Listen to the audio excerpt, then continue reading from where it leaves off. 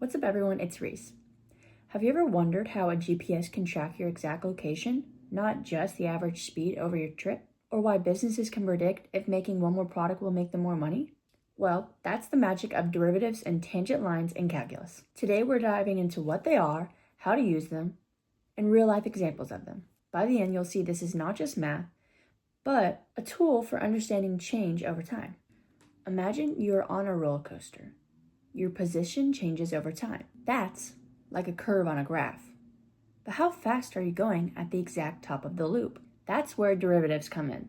A derivative is basically the instantaneous rate of change of a function at a specific point. It's like zooming in on a curve until it looks straight. And that straight line slope is the derivative. So why do we care?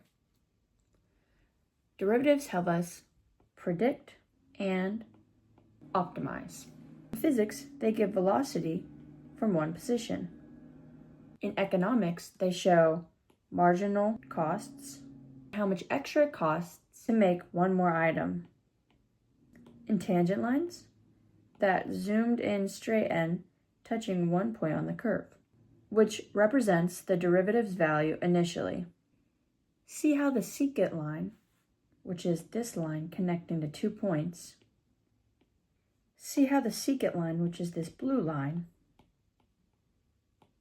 is getting closer to the tangent line as the points merge. That's the y. It captures the change at an instant, powering everything from self-driving cars to stock market predictions. Okay, let's break down how to find derivatives.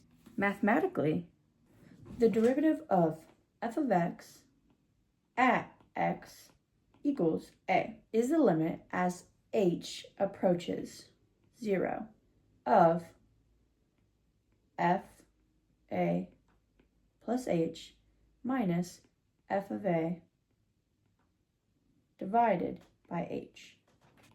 This is the slope of the secant line becoming the tangent slope. So the secant line is becoming the tangent slope. Let's get into an example. Take f of x equals x squared. So we're going to be plugging in a plus h squared minus a squared divided by h, which equals a squared plus 2a h plus h squared minus the original equation, all divided by h.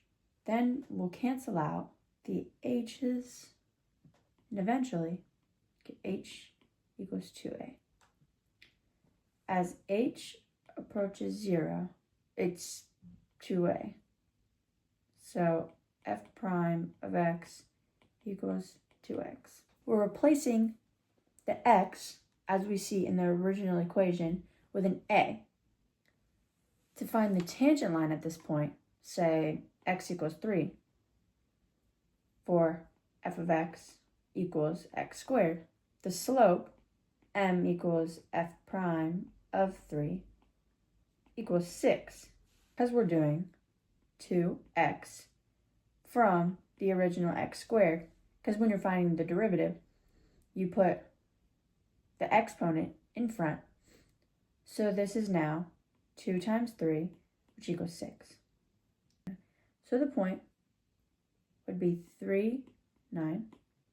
In the equation, we then plug all that we just got into an actual equation, which is the point slope formula. If you don't remember, that's y minus y1 equals mx minus x1. So we're plugging those numbers in, so y minus 9, m, which would be the 6 that we just found, times x minus 3. So all in all, y equals 6x minus 9. That's the how. Now, this can be implemented in real life, obviously, mainly in physics, but we're not going to go over the physics problem because that has to do with using all the equations from physics, and I just want to focus on calculus. To recap, derivatives measure instant change, and tangent lines visualize it. We use them to predict and optimize. Hope you enjoy. Peace.